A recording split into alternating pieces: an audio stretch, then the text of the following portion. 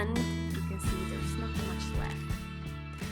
So instead of blabbering on, I am just going to dive into this and start stitching.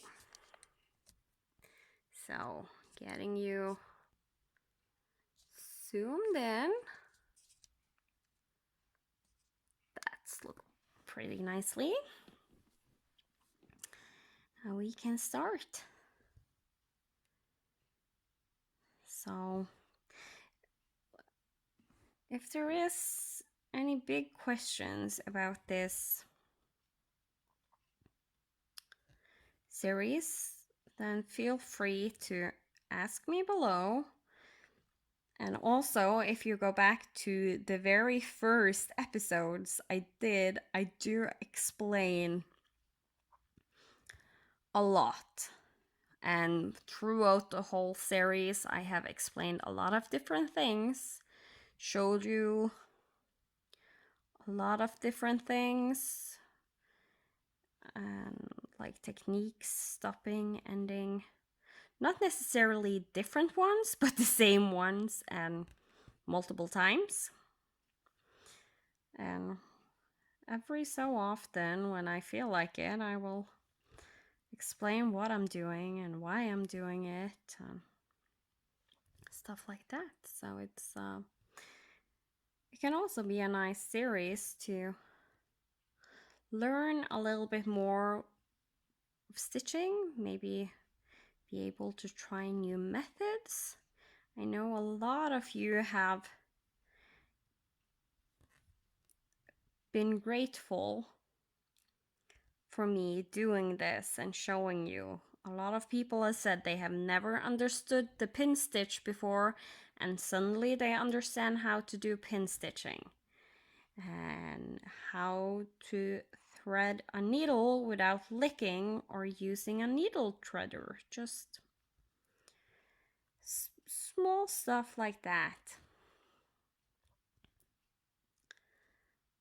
Like, I'm not showing you how to start and end floss on the back, because if you're watching this, I'm fairly certain you have been stitching before. Like, you know at least a little bit about stitching, the basics. And that is usually some of the basics, how to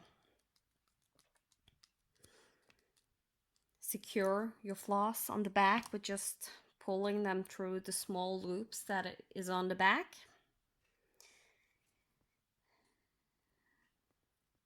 And if you go and watch Caroline from Off the Grid Needle Arts, she shows that, because that's the way she starts and ends floss.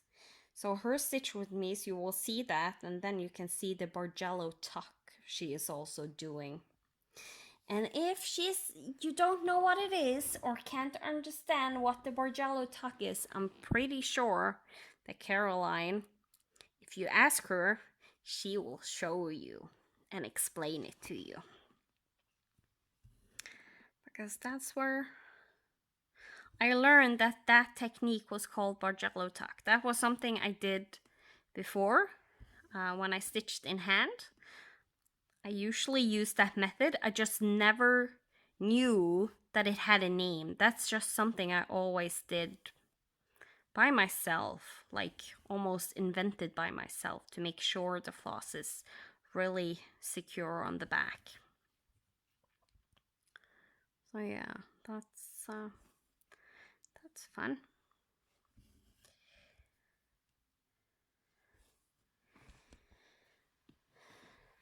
And we're trying to go for a finish today. I'm so sorry you were out of frame again. I did this little 3 stitches I'm finishing up right here with green. I'm so focused on trying to get this finished that I'm not focusing if I'm in frame. And that's why I have turned around and saying that I am stitching everything while I am on camera. Not necessarily you can see everything being stitched on camera. There is a few stitches here and there that you don't see, but I'm still doing them. And I will show you afterwards that I did do stitches there, like now. Like, there is stitches here that wasn't there before. And then back to the side. I think last time I had you a little not so close up in the focus, and it was a little bit easier stitching. Oh well. It's good for me to get practice in keeping an eye on the fact if you're in focus.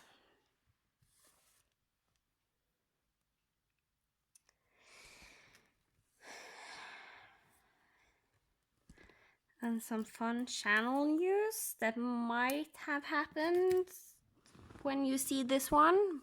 Maybe not, because I pre-record all of the A to C Stitch With Me's.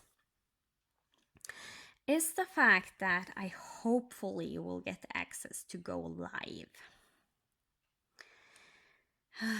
And that's its own rant. Because I was supposed to go live a few weeks ago. And because YouTube said that when you hit 1,000 subscribers, you can go live. Like, I was able to go live really early on when I started doing FlossTube. Like, I went live when I did finished my QS Hug Ball. And that was really fun. And when I'm doing a big project like that, it would be fun to go live when I finish the projects. And suddenly that option disappeared because it was something that was being implemented that you needed 1,000 subscribers. I did get 1,000 subscribers, so I thought, well, now I can go live. So I said that I would go live, and the day came and I tried to go live, and I got a message, requirement not fulfilled. And all it said in the requirement was that I needed 1,000 subscribers. Well, I had those 1,000 subscribers, and it still didn't work. So I had to contact YouTube. And let me just tell you, that is hard. You get sent only to a help support page where you are going to read like everything to see if it fits what you need, and it still didn't fit what I needed. So I was on the verge of giving up everything. And then in the end, I found a place like really, really hidden, really well, where I could chat with someone. So I then chatted with them online, and I got a message that, okay, she will send my question along because she doesn't know the answer to my question. And she will follow up when like help support could give an answer. And then a week later, I got an email saying that, oh, yeah, you have 1,000 subscribers, but we don't activate, like they haven't fully activated the possibility for me to go live. And I need to have stable 1,000 subscribers for a few weeks, up to at least a month, before I suddenly can go live. So it's no problem. I have over 1,000 subscribers, and I have had that since I reached it. So That part is fine. The annoying part is that I was promised I would be able to go live when I hit 1,000 subscribers, and instead I have to wait um, several weeks before I can. So, but luckily that is soon over. That's why I'm saying I might already have gone live when you see this. Who knows? So yeah. More Stitch with Me's from me. So if that is something you enjoy, then I will make the live Stitch with Me's available after I'm done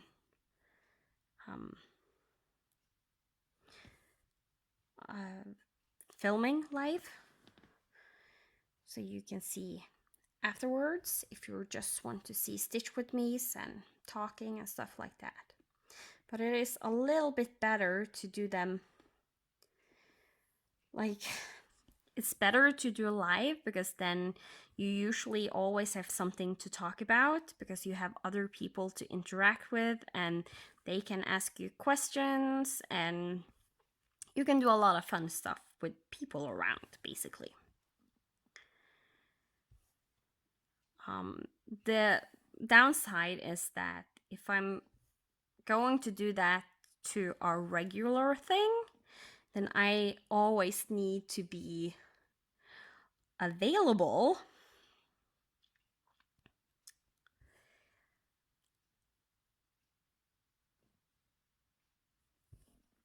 on that day, and that's usually that works out fine because my husband always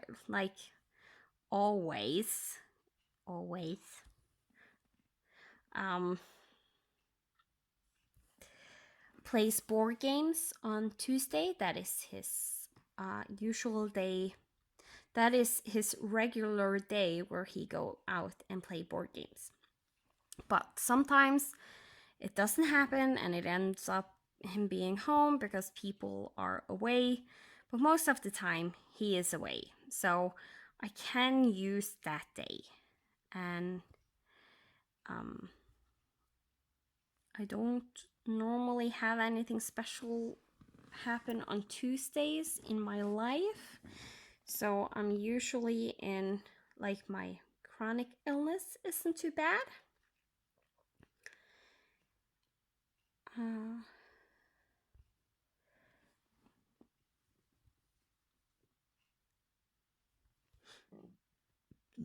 By the way, less brown stitch. Yeah, my chronic illness isn't too bad, so that can be a good day to maybe have a regular or almost regular live Stitch with Me is my thinking. So my thinking is that I'm doing monthly updates. Like, that's what I'm trying right now. I am considering going back to every other week of doing a monthly update. And my thinking is then to do those on Thursdays. And the weeks I'm not doing an update, I will instead go live. I think that can be really fun.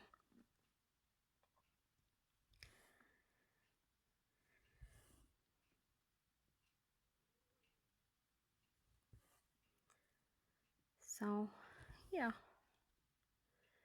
that's at least my thinking. If I'm able to get it to work, that is a whole nother question.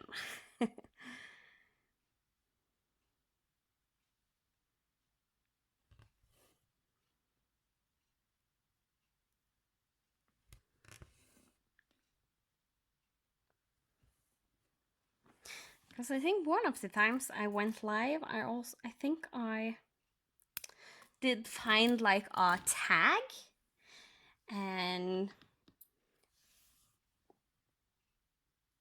did I find a tag or did I just ask people? And people were like asking me questions, and then they were also like, people in the chat would then say what their um, answer was to the question. That was really fun. Really, really fun. So, yeah. Maybe I can try and show you the way I thread my needle. So I wrap it around the needle and just pull and push down. And now you can see it's inside the needle, and I just pull it through. That's how I thread my needle. No licking, no needle threader. Yeah.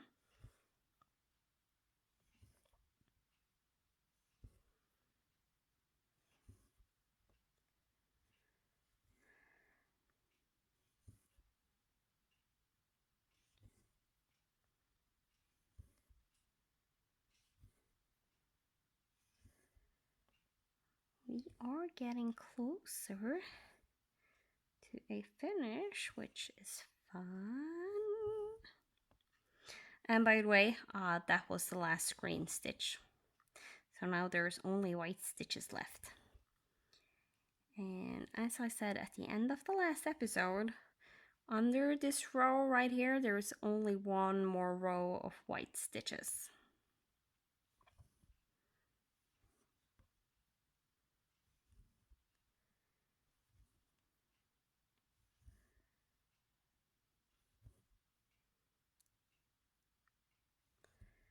I am going to try and do them all with that long length I have hanging on the other side.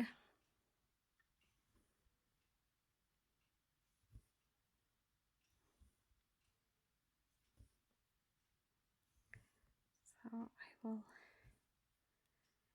end this one here. And now you can see I'm pin stitching using the left and right side, the middle on the left and the right. Just because there isn't going to be any stitches under this row where I'm pinning. And it just makes it so that those sides of the pin stitch, there will be a stitch on both of those sides, which makes it so it will cover it up a little bit better, but usually it does it anyway. It's just me being really careful.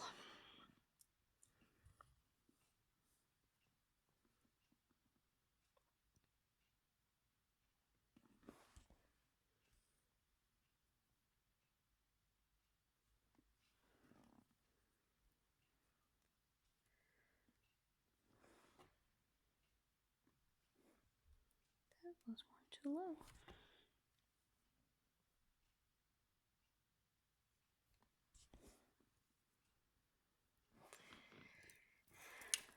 There.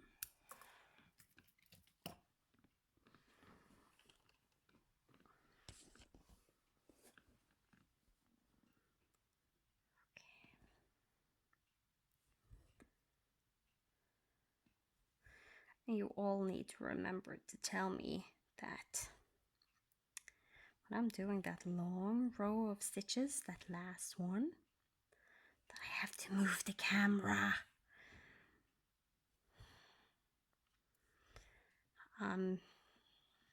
Let me just say, I am very sure about the fact that that's something I am going to forget.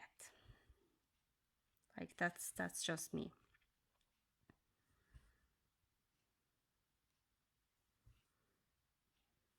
But maybe if I tell you that you need to remind me, that I will remember. Maybe. Who knows?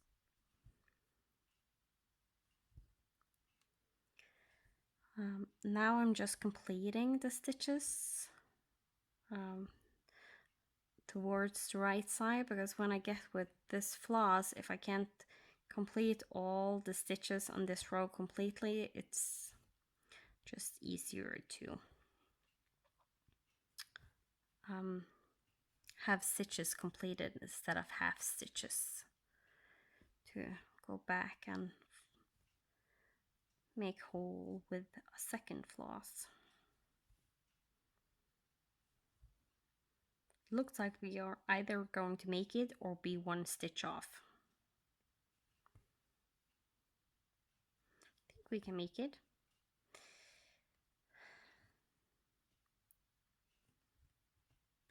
Do you think I can make it? I'm really good at floss chicken. Okay, the stitch is done. Now to see if we can do the pin stitch.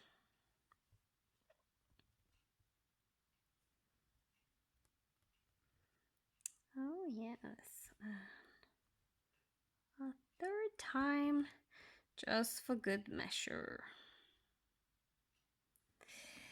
All right.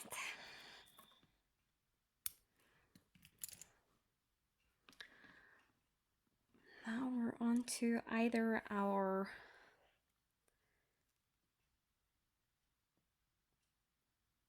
penultimate, is that second to last, the word for second to last, something with penultimate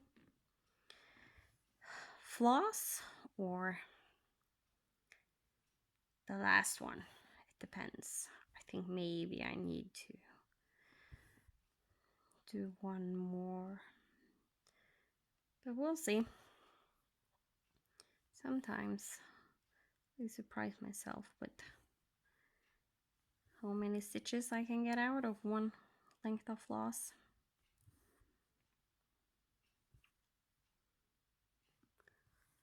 You're still in frame, that's good.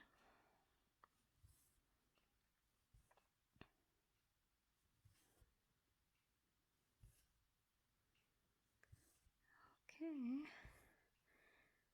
last row plus 2 stitches on the other end. This needs to be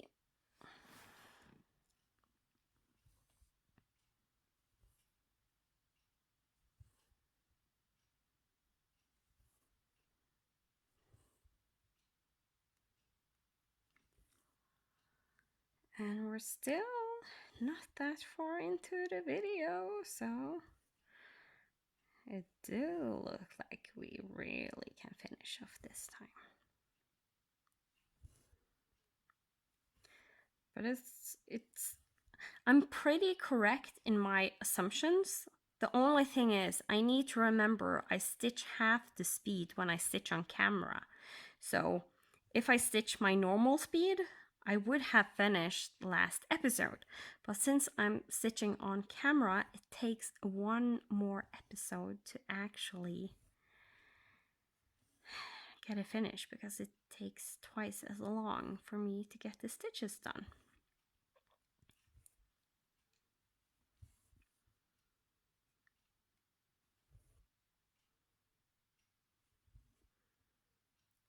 Yeah. Moving the camera while I remember it. And here you can see there is 2 stitches that is above that I'm going to do when I get there. First I need to get over there.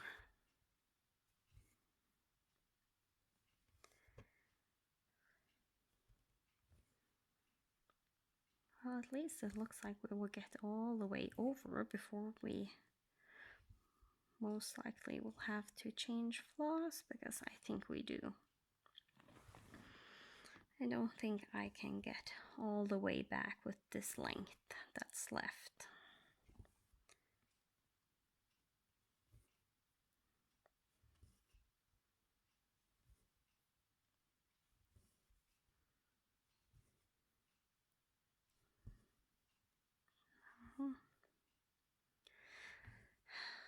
This is really exciting for me. I'm not sure it's exciting for you. Like, I'm stitching white stitches.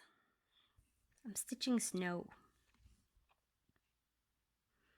Right now I'm only doing half stitches, but I am so excited to soon have a partial finish, or a mini finish that some people call it.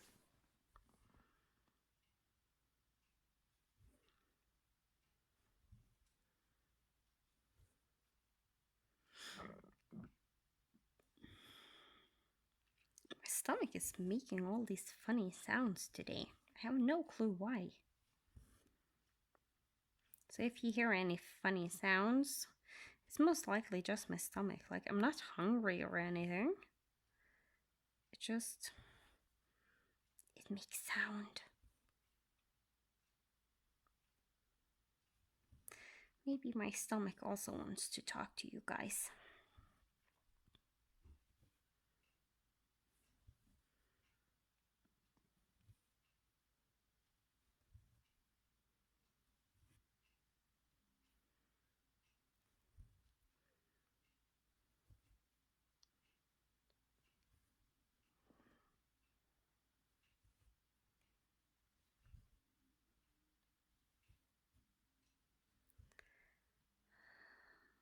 Do these 2 stitches.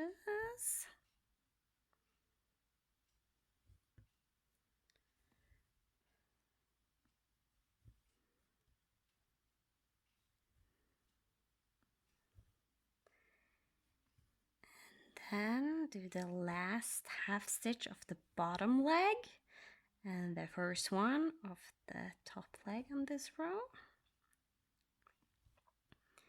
And now we only need to get back. And we will be done. But before that, we are going to have to do a pin stitch with this floss, because there isn't much left. One more. Yeah, okay, I need to do the pin stitch before I get annoyed by myself for not doing it early enough. Okay, now I need to do the pin stitch under a stitch. I'm going to choose this one, just because I couldn't get my needle up on the sides right here, so I'm going top bottom on this one because I saw that it would be a little bit easier because there was a slight gap in the weave that I could see just under that X. And that makes it so it's a little bit easier to do the pin stitch under a stitch. Okay,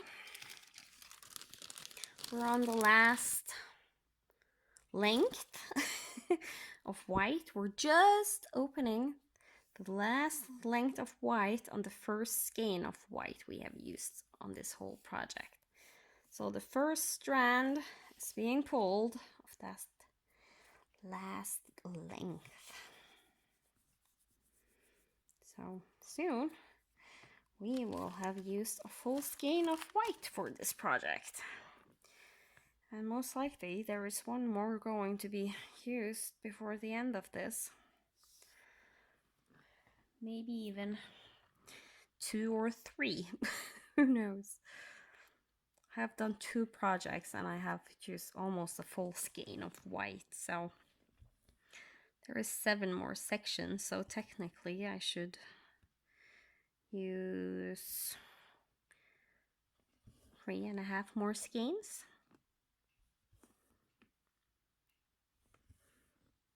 I'm not even sure I got that many skeins in the pack of DMC, honestly. Most likely I did, I just haven't counted them.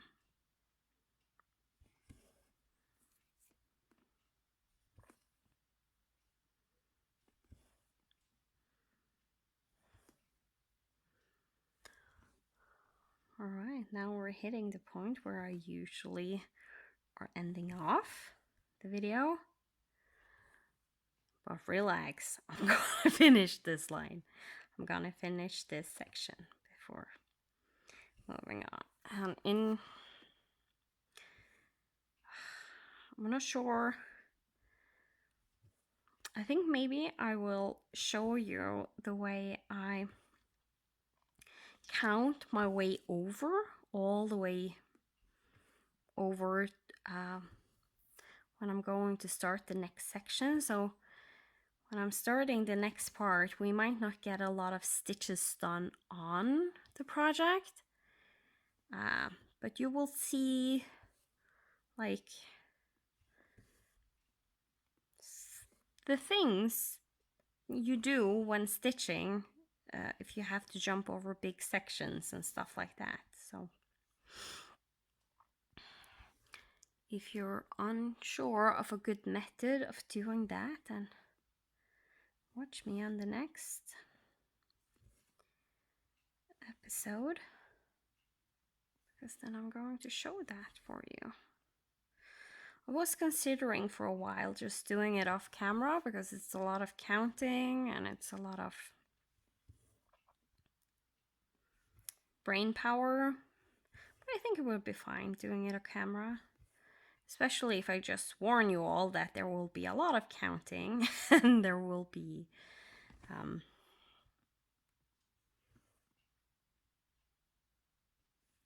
lot of talking and showing how I do jump over large areas. Like when I had to, I'm gonna use the same method or a similar method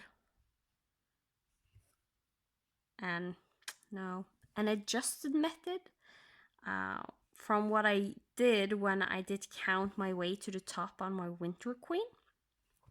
If you follow my normal updates, you know that in last year I suddenly decided that I like best to work top down, so I counted my way all the way to the top. It was over, I think it was over 150 stitches I had to count, from basically a little bit over the middle section until the top part where her head is.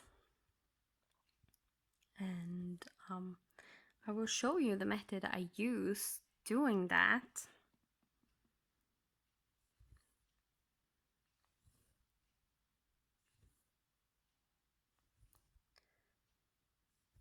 And hopefully it can help you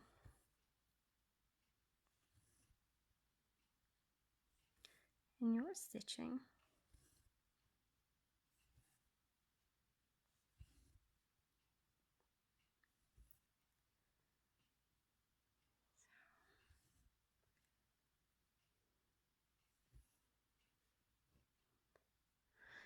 Getting closer. Of course, I have to drop the needle and let it spin a little bit because the floss was starting to tangle on the back. I used my fingers on the back to feel the floss, how it's acting when I'm pulling through. And then often I can stop it from knotting up just because I'm always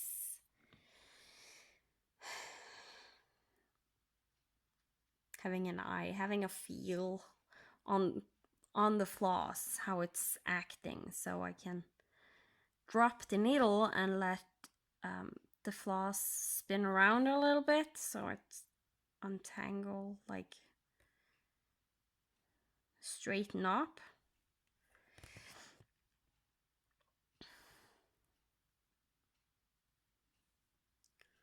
Again, pin stitch under a stitch.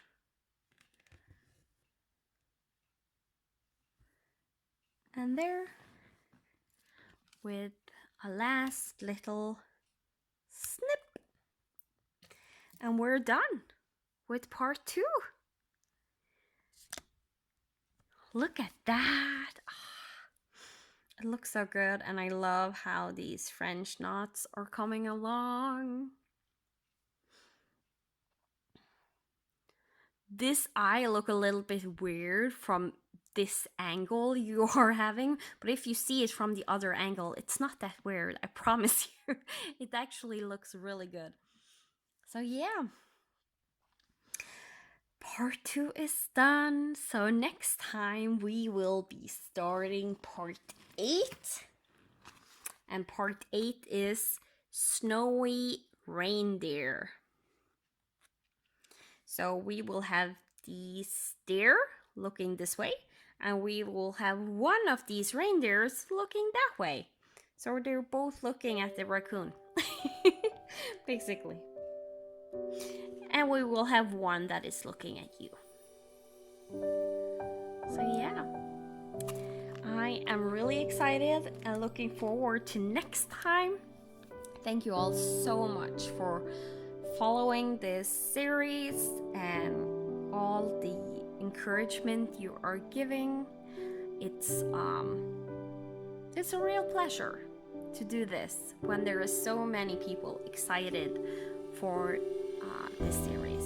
So thank you all so much, and I will see you next Friday. Bye!